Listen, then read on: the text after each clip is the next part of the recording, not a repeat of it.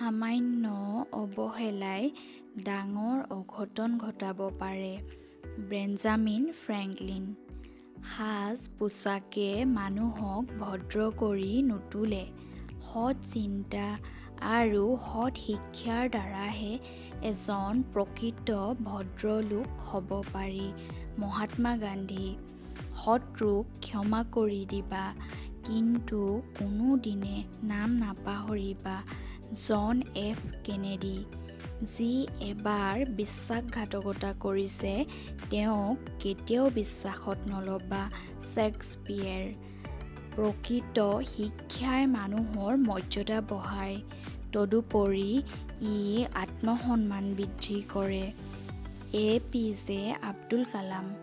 শ্ৰম নকৰি আহাৰ খোৱা চুৰ কৰি আহাৰ খোৱাৰ দৰে। যীশুখ্ৰীষ্ট।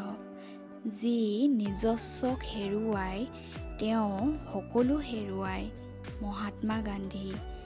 একমাত্ৰ পৰিশ্ৰমেৰেহে সকলো জয় কৰিব পাৰি। মহাকবি হোমাৰ। এজন অসৎ লোকৰ লগত ফুৰাতকৈ অকলে ফুৰাই ভাল। হজৰত মহম্মদ। ভাগ্যক নহয় বিশ্বাস কৰিবা তোমাৰ শক্তিক। লক্ষ্মীনাথ বেজবৰুৱা। আশা আছে বাবেই পৃথিৱীখন ইমান ধুনীয়া। হেম বৰুৱা।